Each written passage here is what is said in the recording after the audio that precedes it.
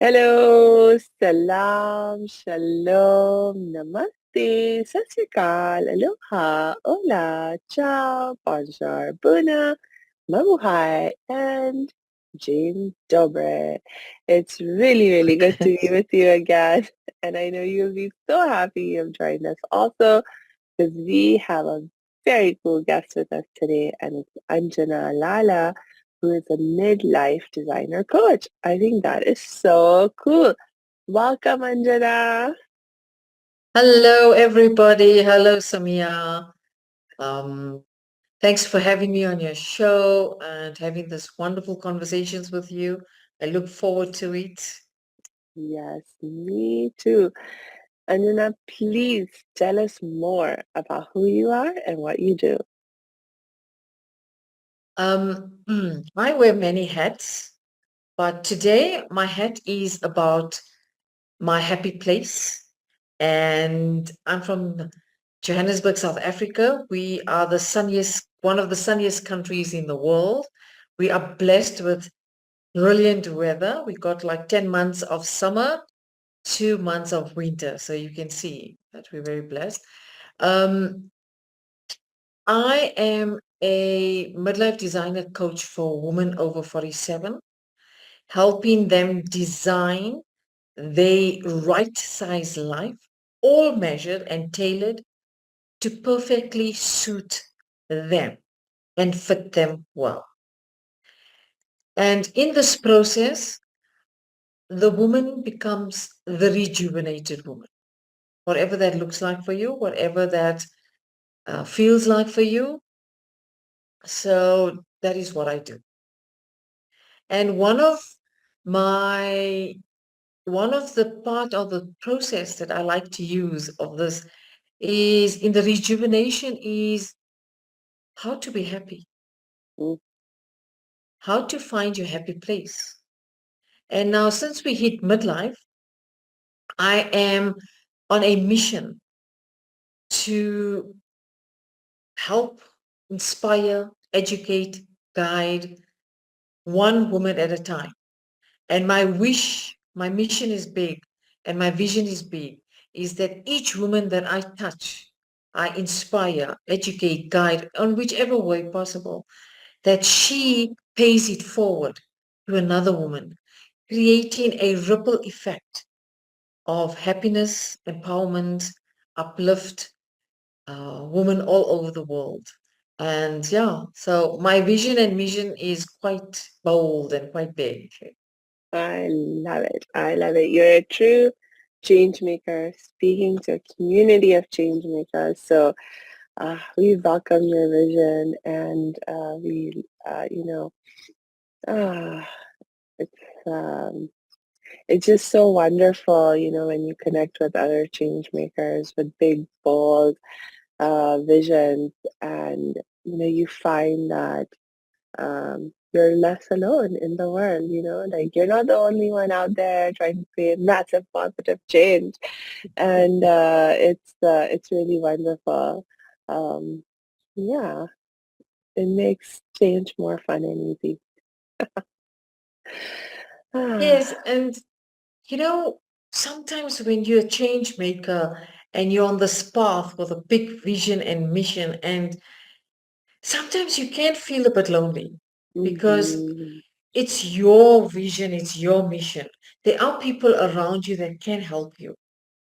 But when you meet like-minded people, especially all over the world, and thanks to internet, it's so beautiful to connect with like-minded, similar missions and visions around the world. And I think that's mhm. so awesome. That's like so fantastic.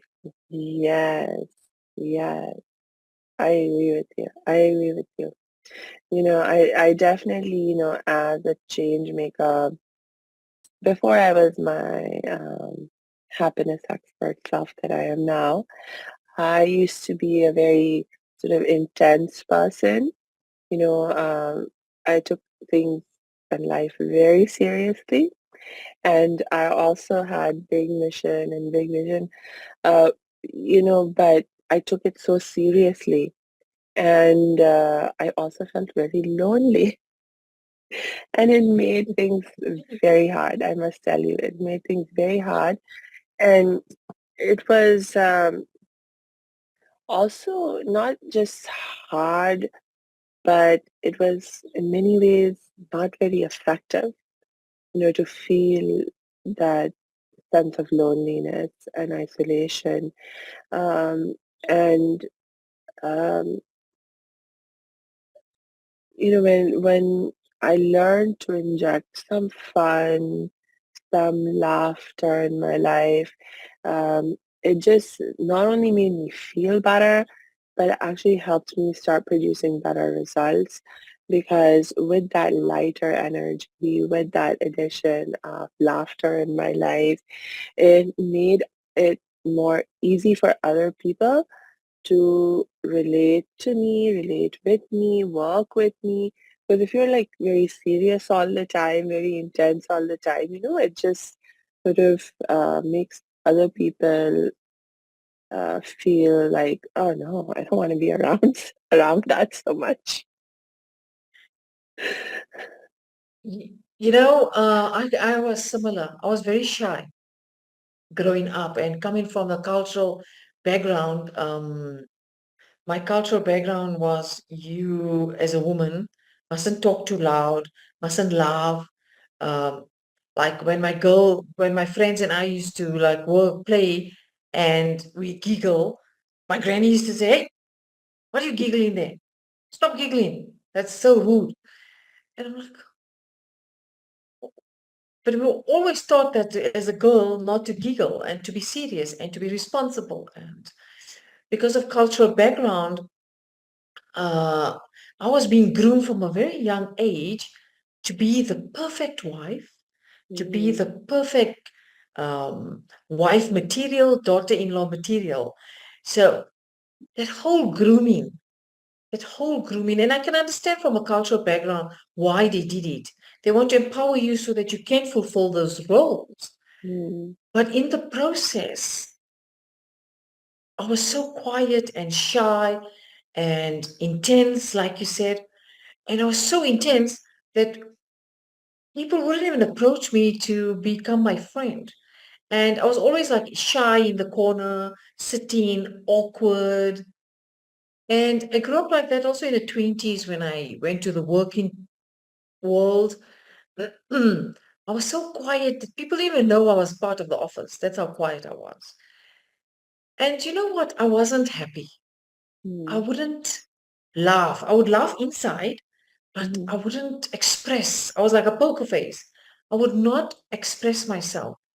And I thought, I was so, there was a deep sadness within me. mm. Sadness, not depressed, just sadness, Yeah, because I lived on the sidelines. I yeah. never participated in a lot of things because of the awkwardness. And and I thought, you know what? I cannot, don't want to be like this. I was so, I had enough. I was like done. I was like Yeah. done of being this way, not having friends. And then I discovered something called laughter yoga. I actually saw it on TV, Uh, and it was on some news about laughter yoga being used as a stress management tool in America, actually. And I'm like, and it intrigued me. And I went to go do research, and I thought, this is so fun. And people were being wacky and silly. I thought, wouldn't it be, my heart said, wouldn't it be so awesome to be actually play and have fun and express yourself? And expressing myself was so fundamentally important for me because mm, all my life I didn't express myself. And this thing just caught, I, s- I'm telling you, this was meant for me. I promise you, I saw it and it just felt like the right thing. I booked my ticket to India, where it originated, to learn from the doctor who actually created laughter yoga. I booked my ticket. Uh, I didn't even book my course, huh? Booked my ticket, got the address where the course was being held, and I pitched up there. But you didn't book. I said, I know I didn't book for the course, but I'm here. But shame, they were welcoming enough to uh, for me to participate in the course.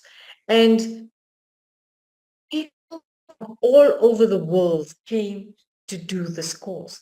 It Mm, was brilliant, and from all walks of life and all ages. And everybody came here for the same reason. They were missing laughter. Life became too serious and mm, intense. And it was the turning point in my life, yeah. learning laughter yoga. It Mm. changed me. I evolved into a new version of myself. And yeah, that's how my journey started with laughter yoga. I love it. So I love it. I love it. No, thank you so much for sharing that journey of yours. And tell me more, like for people who are unfamiliar with laughter yoga, what is laughter yoga? Hey, thanks for tuning into this episode. Hope you're getting value out of it. For your information, this episode has been sponsored by the Happiness 101 program. Are you a change maker, coach, trainer, or healer? Are chains of fear holding you back from making the impact and income you desire? Using a unique combination of positive psychology and the spiritual wisdom of our most effective change makers, the Happiness 101 program helps you break through your limiting beliefs and manifest the abundance and success you desire with fun and ease. Interested? Book a free Happiness 101 exploration call with me, your happiness expert, Samia Bano. Just use my online calendar link in the show notes. Now, back to the show. okay, let me give you a little bit of background about laughter yoga. Yeah. Laughter yoga was started by a medical doctor called Dr. Midden Kataria, Mm-hmm. and he started laughter in Mumbai, sorry, the new name Mumbai, in a park with 5 people. And he saw that it had the impact. Now, India is a very cultural country that people socialize in these parks, public parks. And everybody were curious and they came to join. And then he did it and it expanded and people around every day joined. And that's how he started this laughter yoga. And it spread to over 120 countries at the moment. It is so there is some value Yeah. in laughter yoga. Now, laughter yoga is you laugh and you connect to your natural inner spirit of laughter. Mm. Every person is born with the talent to laugh. It's an inborn skill. You don't have to learn how to laugh. It's something you already know. It was gifted to you from the day you were born. You know when the grannies go kuchi kuchi kuchi kuchi with the babies, the smile and the giggle comes first, right? You giggle first before you talk. So you already knew how to look. Laughter yoga is we do basic laughter exercises, okay? And we play, we clap, we dance. In these exercises, we use visualization, we use games, um, and the yoga part that comes in here is the only deep breathing exercises from traditional yoga has been incorporated with the laughter exercises. And there is no rules of how you must laugh, how you must sound. You go with your natural laughter and your natural laughing sound. There's no competition. There's no this thing. You just come there, be yourself. So Yeah. that is brilliant. It Yes. is, you express who you are and you express yourself how you feel at that moment, at that time. Mm. That's how powerful this is. And then laughter also is, there's no jokes. You don't have to have a sense of comedy, sense of humor to Mm, laugh. I just want to elaborate that we do not use jokes because in the jokes, when people tell jokes, you're always putting people down. mm, You're laughing at somebody's character, behavior, circumstances. So that is not part of laughter yoga. We laugh together, not at each other. Very important, as one of the fundamentals of laughter yoga. And the main part is to have fun, fun, fun, fun, fun, fun, fun. that is so wonderful and so brilliant. Thank you for explaining more deeply about what laughter yoga is. I know, actually, when you were talking about laughter yoga, one of the questions that sort of popped into my mind is, like you mentioned, laughter is a natural skill that we are all born with. But what happens by the time we are grown up? We have to go to laughter yoga classes to learn how to laugh again or something. Like, what in the world is going on? Why is it such a struggle, you think, for us as adults to laugh and have fun and play? It's okay. There's two folds to that, okay? One thing is to the age of 7, I would say about up to the age of 10, you childlike, you're free, you play with your friends, you don't have responsibilities. But I guess as we go into adulthood, laughter becomes, we forget about the natural laughter that we're born with. And it's also cultural conditioning, life circumstances, um, your personality, your Mm, environment, that adults forget how to laugh. And I think mm, most of the adults get so bogged down by life responsibilities and duties and obligations that we forget to laugh. And mm, laughter yoga is, we don't teach you how to laugh. So you don't have to learn how to laugh. You already know mm, how to laugh. You're born with the mhm. nature. We just remind you in these workshops through play to connect with your natural laughter that you were born with. And I will Mm, show you that laughter is part of you. You want to try something with me, Samia? sure. Let's go. All right. I would like you to take a deep breath in, okay? And then at the same time, simultaneously, laugh Deep breath in and laugh. Wait. together. Uh, wait. That's not possible. Wait. Close your eyes, close your eyes, close your eyes, okay? Okay. Close your eyes with me. I'm going to keep my Yeah. eyes open, right? Yeah. Take a deep breath in slowly and laugh at the same time. No, it's like when I want to laugh, the breath comes out, right? That's it. You see? Now I proved to you that laughter is part of you, isn't it? The body's clever. Now, laughter is part of your physiology and biology, okay? It's inside you, it's in your mind, and laughter is exhalation. So when you're doing Uh-huh. laughter yoga exercises, you don't have to think about breathing, deep breathing.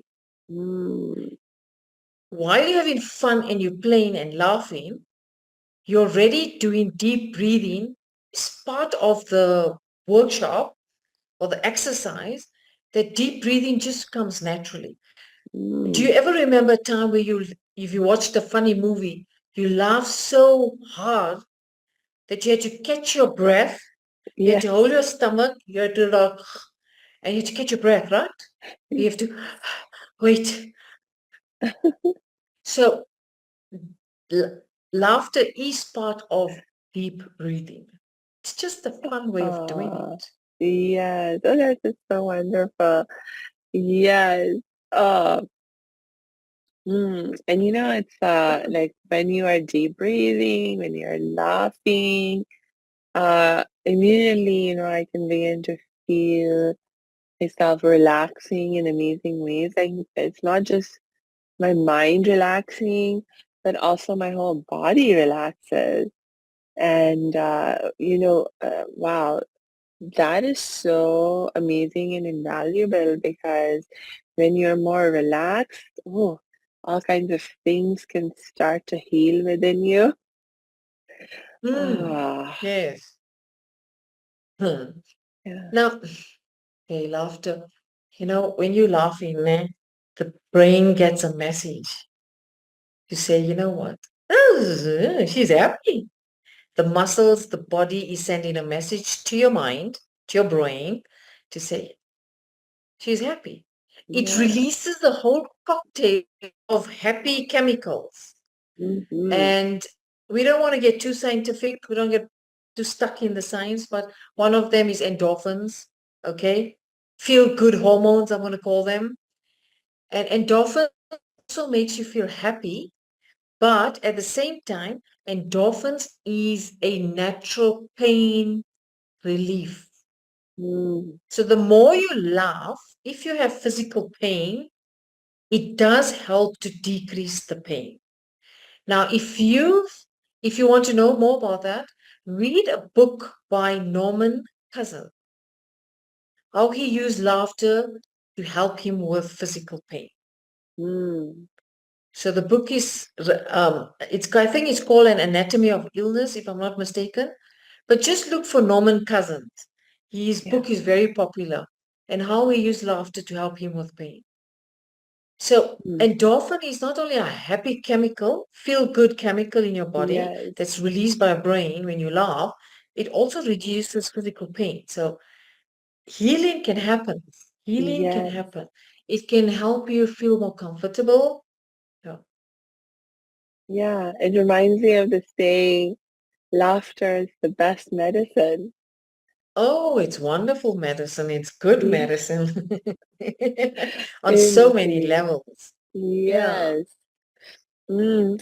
Yes, I'm remembering as you were sharing, there are so many studies where they show, for example, they've done with cancer patients and etc., where there's a lot of times, like, for example, people who are suffering with cancer, they can also have um, like real negative impacts on their mental health.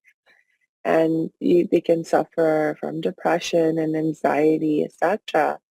And so when they introduce programs for the cancer patients that allow them to just feel better, more light and more happy, they'll do different things like maybe they'll bring in entertainers for them or, do practices like laughter yoga, etc.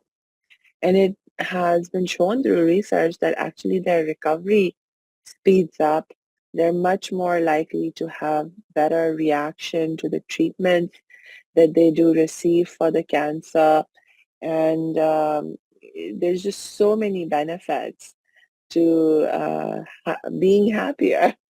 And laughter is one of the quickest spots to generating that feeling within yourself. Mm. Laughter is the key to um I would okay. Laughter is one of the best tools and destined to happiness. And you know what? It's free. Yeah. It's free. It's a gift. For me, I believe it's a gift from the higher universe. You know what I'm saying? It's a gift Mm, from Mother Nature.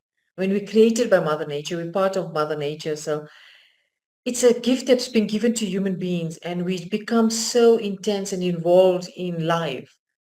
And I think sometimes we chasing, that mm, we get so stressed out, the anxiety, we become so highly anxious people. yeah. And with modern lifestyle, in living in cities and working in the corporate, just city lifestyle, forget about everything else. Um, People have become highly anxious. Human beings, we're not relaxed. Yes. We're not relaxed we carry so much stress hormones in our bodies, like cortisol. I mean, obesity is a big problem in cities, Ah, and one of the main reasons is stress and cortisol related obesity and being overweight. So I believe that laughter has a very key role in helping people to connect into that natural laughter and being able to feel relaxed in the body and mind, mm, creating calmness. People are yes, craving for calmness and peace of mind. yeah. It's eluding them, you know? So I've used laughter yoga in corporates. I've used it for breast cancer foundations, old age homes. I mean, I've done workshops across special needs kids. I've been doing this since for 15 years now, and I've seen it in my coaching clients with these midlife women. The anxiety is so high, um, and I've seen it over and over that it's such an easy tool to use. Mm, Yet people find it difficult to let go yes, because of conditioning, yes, social conditioning. So that is one of the challenges. And laughter yoga can break those barriers. yeah, Um, you must just be willing to play. yes, yes. Ah, yes, a lot of times people are unfortunately waiting for some outside circumstance in their life to Mm, change mm, in order to feel happy, in order to laugh. They're like waiting, you know, but life doesn't always um, present those opportunities, or it seems like that, oh, my life is just so serious. There's just so many serious things happening in my life. There's no reason for me to laugh. You can have that perception or that idea. But I think one of the things that we learn with the laughter yoga is that we can create the opportunities for us mm, to laugh. We can choose to laugh no matter, what our circumstances are. We can choose to feel different and to behave in a different way that promotes our laughter, that promotes our happiness. mm. You know, one part of the laughter yoga classes is that as a facilitator, Mhm. and we participate with the group. So, laughter yoga exercises is not a specific, say, 30 exercises, universal exercises. No, it's not. Laughter yoga, we use a lot of imagination, we use visualization, and we encourage Mm, the participants in the group to, we do like improv, where we say, okay, you do a laughter exercise. If you got a child, what games do you play with your kid? Come show us. So we encourage the people. And some of them come up with the most amazing laughter exercises that when they open up and they're ready to play, because there's no rules of how to laugh, what exercise. It's yes, like, some kid will just look at a leaf will the wind, and they'll just find it amusing. So we encourage participants to come up with their own laughter exercises and play and games. And it's amazing how they open up and how they participate, and they find it within them. It doesn't mm, have to be an external factor. It's not an yes, external material thing. yeah, So, and we do encourage, we have exercises that people can take with them home that they can do on their own. So you don't need people to laugh. You can do laughter yoga on your own as well. So we have group and we have individual exercises. So people can, yeah, we empower them. We empower them that it's not just a fun workshop and then close the door and finish. We give them exercises that you can take at home and you can do with your Yeah. family. You can do with your friends. You Yes. can use this in get-togethers. You know, when you have barbecues or like we say braais, like a Sunday afternoon, you got family gatherings and you look for games to play. I mean, you can't just sit around Mm. and talk. And we Yes. encourage them to do this with their families. Yes. Oh, Mm. that is wonderful. That is wonderful. And it makes me think back to when you were saying about you don't use joke telling as a way to make people laugh, because that makes another bit of wisdom behind that is striking me now is the difference. It, like you don't want to become dependent on external stimuli. You don't want to No. become dependent on somebody having to tell you a joke in order for you to be able to laugh. You really want to be able to generate it from within yourself, and then you can be free to laugh whenever you desire, and to laugh a lot more in your life, because you're not dependent on any external circumstances. You just tap into your own sense of play and wanting to be happy, etc. And those internal motivations, and then you just get to laugh. You I love know, it. yeah, no, I also love it. It's we laugh for no reason at all. We don't need a reason to laugh. Yeah. And I think the West, the West has made it such a big deal that you have to have a sense of humor. What is wrong with you? If you get judged on that because you don't have a sense of Mm, humor. If you're shy, you're awkward, they just think, oh, look at that, so boring. So if you don't have a certain type of sense of humor, you like they outcast you, you don't belong, you don't fit in. mm, So the part of all about laughter yoga is we laugh for no reason, and you don't have to have a sense of humor. So important. So everybody is included and everybody can participate at their own pace. It's the beauty part of it. That mm. and yeah, I don't have a sense of humor. My sense of humor is very dry. I laugh at weird things, and you just, if I see something or I hear something, I'll just start laughing, and people just like, but there's nothing to laugh about. I said, no, what she said was funny. But she made a comment, it's funny. My old self wouldn't do that. Yeah. My old self would like shy away, like, um, but no, I'm free. Laughter liberated me with a lot of barriers, Mm, cultural barriers, and I found a safe space, a safe way of expressing myself through laughter. It's not a yeah. fake laughter. It's my Mm, innate laughter, and laughter makes me feel relaxed. yes. It makes me feel calm about myself. It makes me feel it's okay to be me, you know? And Yes. that's what it has done for me. And the social conditioning, a lot of the layers has been removed because of laughter yoga. Mm, And I've met the most incredible people in the world. And I've traveled because of laughter yoga to so many parts of the country and the world.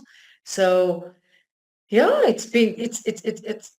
uh, the ripple effect of it is so big. It's so big for me. It's my thing. It's my mm. thing. Yay, I love it. I love it.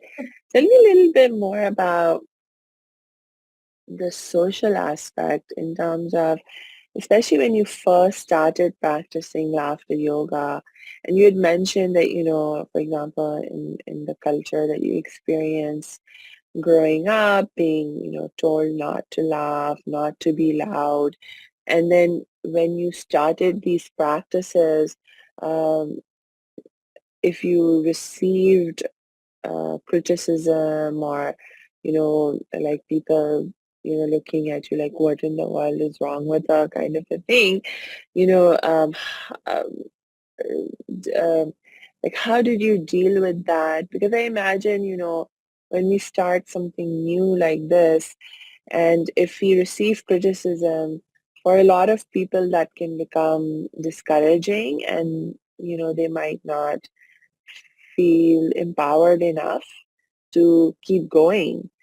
Um, so how would you encourage someone who may be feeling, some of that pressure to continue to conform and not let go? How do you keep you know, encouraging yourself to actually keep going with these practices that are actually making you much happier? You know, in the starting, when I started, Yeah. people raised their eyebrows a lot.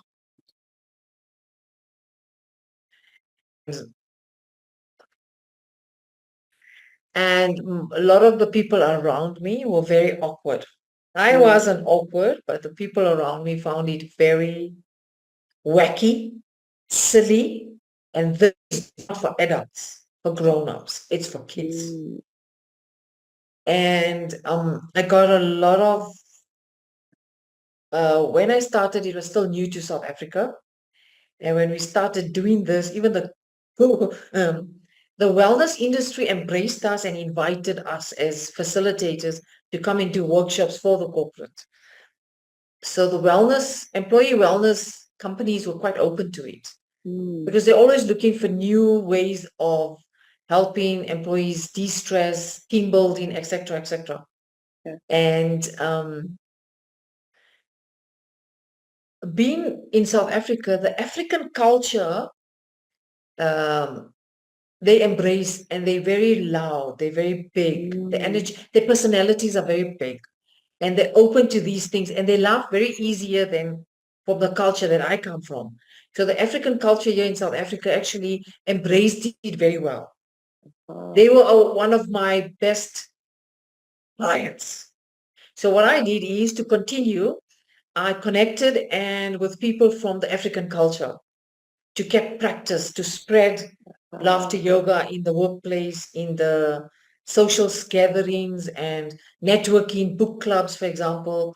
Um, so I did book clubs, I did business members, um, business networking, even we did Rotary clubs, Mm, and that's how it spread. So we used the African culture. And then in the corporates, it took a while. It took a while to catch yeah. on, but it did. And for me not to conform back to my way, it's, it came, laughter yoga, I must be honest, it came very naturally to me. It was like I was destined to do this. I Mm, can't explain it. I was yeah. destined to do this. It was meant for me. So in the starting, yes, my friends and family were a bit not encouraging because of cultural, oh, they felt awkward. They felt more uncomfortable and awkward than I did. Mm, But it was fine. It's something new. It's something, and me being quiet and awkward. You must remember, all of a sudden, yes. I'm going big and bold. Like, what is wrong with you? Yeah. And it's expected naturally. um, but it's just. I promise you, Samia, it was meant for me.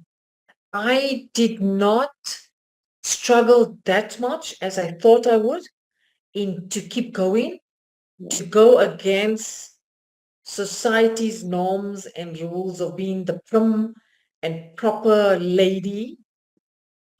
Yeah, I was called crazy, weird, one of the names in the starting, but still doing it 15 years down the line.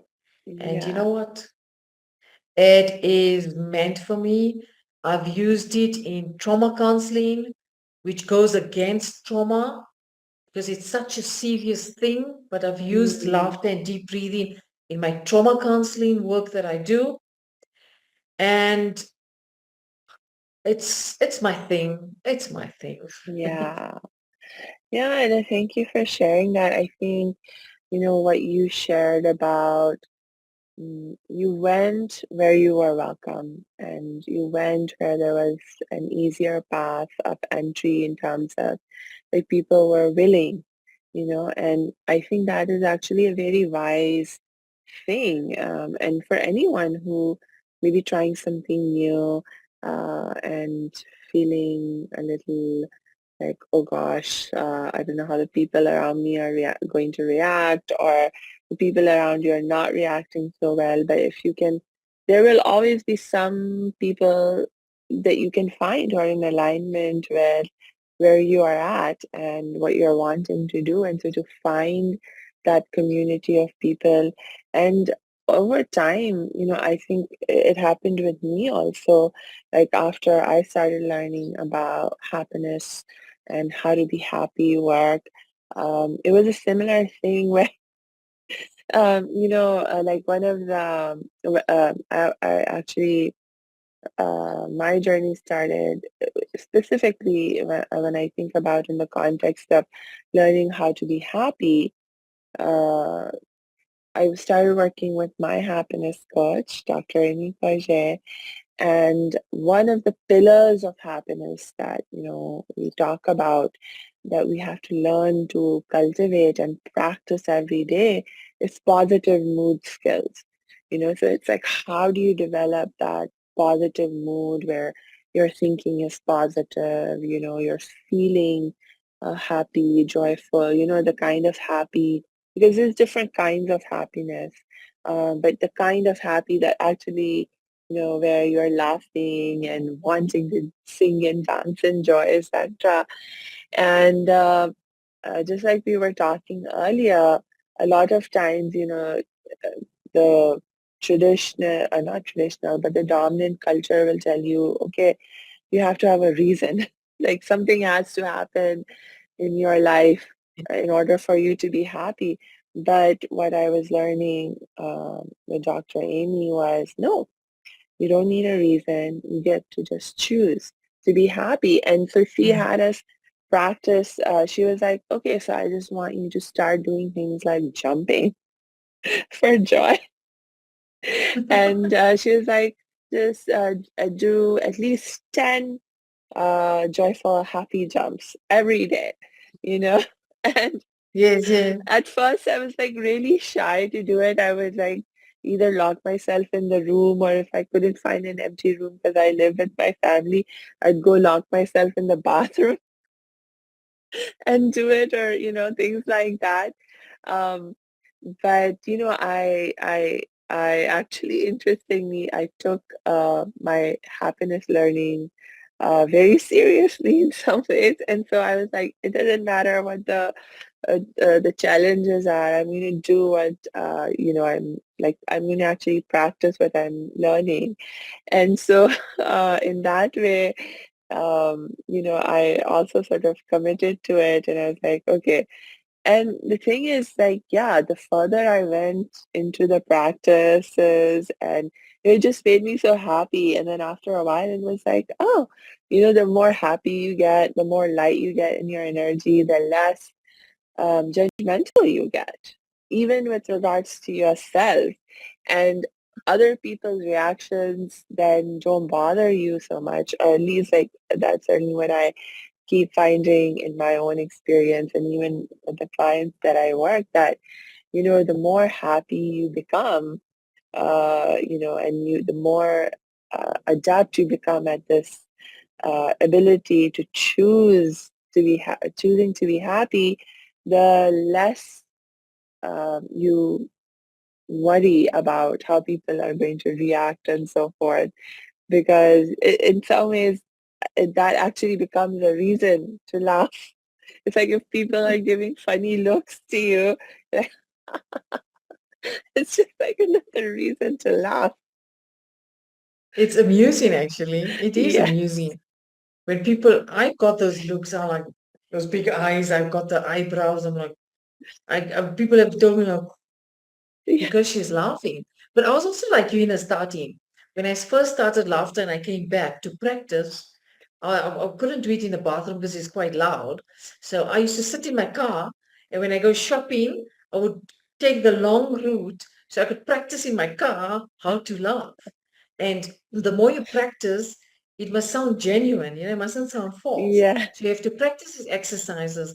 And as a facilitator, you carry the energy of the room and the Mm, venue and the event. yes. So you have to be, your energy needs to be higher to carry Yes. them, and to Yeah. influence them, Yeah. and to not influence them in a bad way, but to inspire them to laugh Yes. and to participate. So I Yeah. used to sit in my car and go the long route shopping, and I used to in my car, I sit in the parking lot, and then I would sit in this thing, and I would laugh in my car. So that's how I choose every day, and I use laugh like you, the positivity every day, to choose positivity, to choose happiness Yeah. and lightness, a sense of lightness. And I'm a very emotional person and a very sensitive person when I was growing up. Mm, And that helped me not to take things personally. And laughter has yeah. done that for me. Yeah. My senses, because I was awkward and shy, and when you're Yeah. sensitive, like small little things would bother you, and you get anxious about them, and you worry about little things, and sweat the small stuff, and all those, Yeah. etc., etc. And and with laughter, we use, like you say, dancing, jumping. We use a lot of body movement, play. We call that Yeah. play. And in the Yeah. play, with laughter, we use music, we use dance, we even use singing. You can sing how you want to, and we use notes.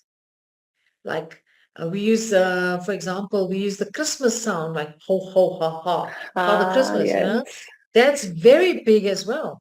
We use a lot of ho, ho, ha, ha, ha, ha, and everybody knows that's Father Christmas, and you can just see the joy that it invokes and the Yes. happiness it invokes in people.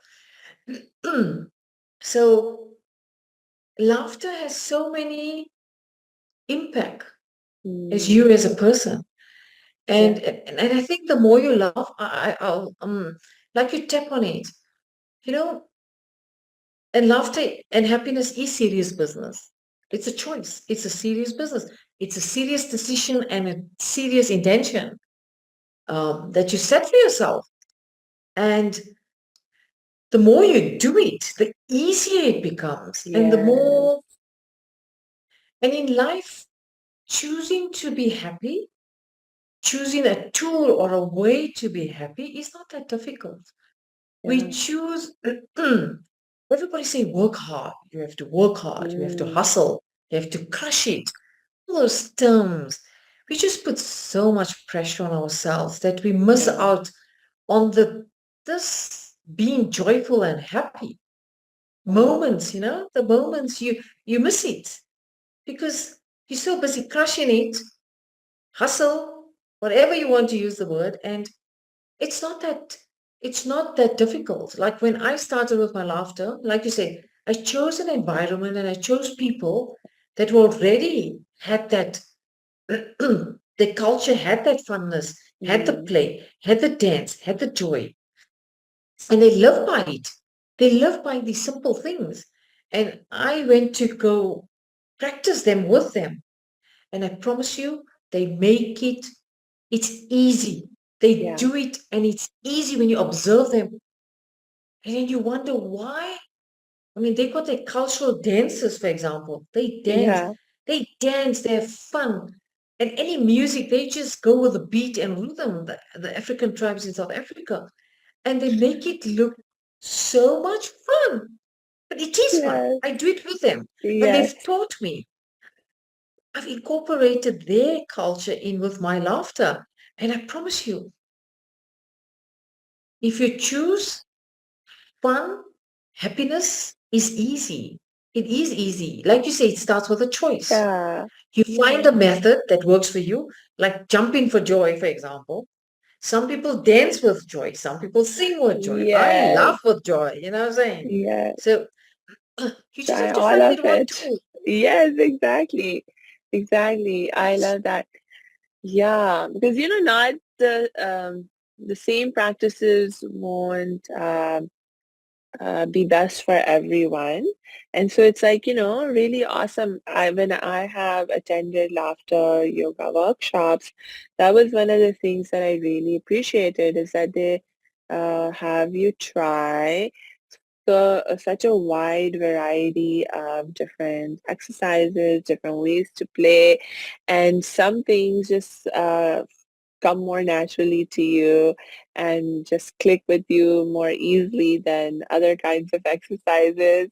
Um, and so just give it a try, like give lots of different ways a try and see what works best for you. Yeah, no, you're true. You've attended it, so you Yeah. know that we've the different exercises do cater for different personalities Yes. and ages, actually, different age Yes. groups. And because I deal with midlife women, I've actually got something called the anti-wrinkle laughter, and I use Uh-huh. it with my clients, and they're like, and that one method, I call it the anti-wrinkle laughter method, and that method, I use it with my midlife women to feel good about their wrinkles. And as women, our face represents everything about us. When we look as women, especially the aging woman and the young woman, uh, we judge ourselves so harshly, Mm. you know? And when we look in the mirror, it can ruin our day. It Oh, can, you know, ugh, today you look in the mirror and you're like, look at me. I don't feel good about myself. It influences your confidence. It yeah. influences your judgment, the word you use, judging yourself. So this whole mirror is such a powerful tool. Yeah. So I use anti-wrinkle laughter to help women, for example, in my coaching, to make them feel good about this whole aging and seeing laugh lines and see wrinkles So, for Yeah. example, that's how powerful it is. And Yeah. can talk so much about it. Yeah. It's my thing, like I said, I can go on and on and on. And Yeah. Oh my gosh. No, that's wonderful. Thank you for sharing that example. And you're so right. It again goes back to that we can get so serious about everything in our lives and learning to laugh about it just actually, again, not only helps us feel better in the moment, but we actually come up with if it's a real problem. Like a lot of times when you start laughing about things, you realize, oh, it's actually not even a problem at all. But even if it is a real problem, to some whatever extent it is, when you are able to laugh, you actually come up with better solutions. yes, you do. Um, because when you play, when you play, laughter is playing. Laughter is Mhm. you laughing with your body. And when Yes. you're laughing with your body and mind, it's playing. It's a kind of a game. Yeah. And what laughter does, it helps you distance yourself from the situation that you're in. Mm. And laughter is, human beings go through three emotions in a day. We go through three, we don't even realize it. We go through a little bit of sadness, boredom, anger. Okay? So Mm. we go a little bit of sadness, boredom, anger. And we get irritated. Now, anger is expressed more in frustration, irritation. That's what I mean. And laughter is one of the fastest way to diffuse all those Yeah. boredom, Yes. sadness, and anger, and that so it calms you down. You know what I'm saying? So it's Yeah. one of the fastest way to bring you down, calm you down. And when you calm in a good space, Yeah. and what it helps you not identify with your problem. Mm. It helps you get back into yourself Yes. and you see the problem objectively. Problem has it's the problem is there and you here. You Yeah. know, it's a temporary thing. And Yeah. it even helps you that. It helps with that to identify with Yes. mm, and when you're going through stress with a problem, Laughter also diffuses and reduces the stress and anxiety within your mind and your body. Mm. And Yes. it happens quite quick. It happens. Studies have Yes. been done where they do the stress hormones. Pre-workshop and after the workshop, they did blood Yeah. tests. And the cortisol reduced quite significantly. A lot of Yes. universities have done those studies. You can go look it Yeah. up. And it's amazing. It's quite amazing. Yes. You know what you made me remember is just more recently one of the ways in which I experienced the power of laughter and how it really helps you uh, in very serious situations is, unfortunately, the world is uh, experiencing some really intense, difficult, horrible things, including genocides going on and so forth. And, I'm part of communities of change makers, like passionate people about creating change in the world. And so a lot of us are very actively involved in these different social causes and so forth. And particularly right now, I'm thinking about, uh, the ongoing genocide in Gaza. And, so many people in our community are so um, involved in, you know, trying to do whatever we can to help and to educate ourselves and to raise awareness in the broader community. And because in America there is still a lot of lack of awareness of what is actually happening, the suffering, et cetera, et cetera. And a lot of people are also like burning out. Like uh,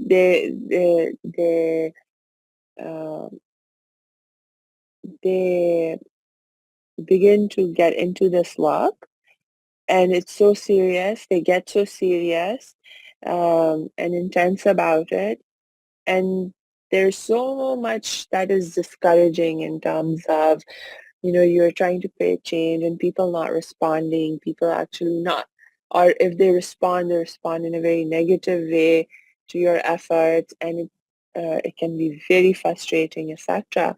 And people are just, literally burning themselves out um, uh, uh, in the process, and then just feeling even worse because they're like, you know, but one of the things that I've been doing, and I've been encouraging my friends and people I'm working with to do, is to, continue to make that time and space to take care of ourselves, particularly in the context of laughing and doing happiness practices, because just like you were saying, Anjana, it helps us to create that perspective of Separation. yes, separation. Separation of yourself Exactly. and the situation that they're Exactly. experiencing. Exactly. And Mm. that is so important because, especially like from a faith perspective, to it, like for me, it's very important from a faith perspective to cultivate the knowing that, ultimately it's actually not my responsibility to change anything. It's not that, for me to let go of that sense of responsibility into the care of God. Like, God, you take care of it because actually I'm not capable. I want to let go of my sense of responsibility and put it in your care. But in order for me to be Yes. able to do that, you have to be able to have that perspective of separating yourself from the situation From and to the be able to event. see it. Yes, and see it from that Yes. bigger picture perspective and all of those things. And so even like you were saying, it's so difficult for people to let go. And so for Yes. sure, when we, engage in practices like laughter yoga or other happiness cultivating practices, it is so important for us to be able You, to let you, go. Yeah, you know, the question will come up, how can I laugh in yeah, such a serious, I get yes, asked that a lot. yeah, How can I laugh when the situation, as the circumstances are yeah, so dire? How mhm, can I? And they feel guilty. yes, It's such a guilt, such a yeah, deep guilt that, but, but laughter, okay, let's put laughter aside.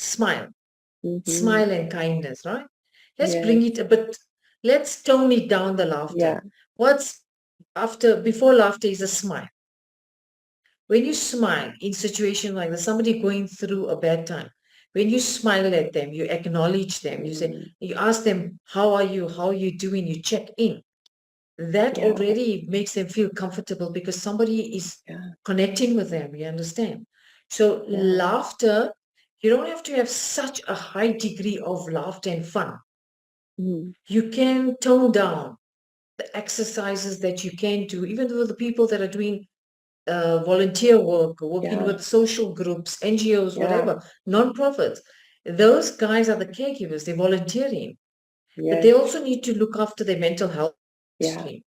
So you can do certain laughter exercises with a deep breathing and yes, use sound. Instead of using laughter, what we do is we use sound, like I explained, ho, mm, ho, ha, ha, ha. And it has mm, the same effect as laughter. mm, So we have different exercises for different circumstances. yes, So we use yes, sound yes, with body movement and a little bit of smiling just to uplift people and especially for mental yes, health. So yes, in very serious situation, does it answer your question? yes, yes. You actually just reminded me of, I was watching this documentary that was focusing on highlighting experiences of people in refugee camps, like people who have escaped Yes, war zones and so forth. And one very yes. interesting finding that they were highlighting Mhm. in the documentary was resiliency of the people. And they actually found that the children were more resilient, showing more resiliency than the adults. And one of the hypotheses or theories that they had for why the children were showing more resiliency is because even, in these refugee camps, which are, really, the conditions over there are very harsh. People living there are very hard circumstances. And they've experienced massive traumas that, in the context of the war that they have escaped and so on and so forth. But even in these kinds of conditions, you see the children, they come out and they are playing together and they're laughing and they make up games to have fun, And the stones, the stones become their friend. They Yes, play with the stone. They find things and they make a ball. They take yes, cardboard. They take anything yes, lying around and they make it into a toy and they yes, play. So it yes, shows that play is so important in life, whether you're an adult or whether yes, you're a child or whether you're yes, an older person. Play in life is important for your yes, mental health, for your happiness, yes, for your overall well-being. It is yes, so, so important. Yeah.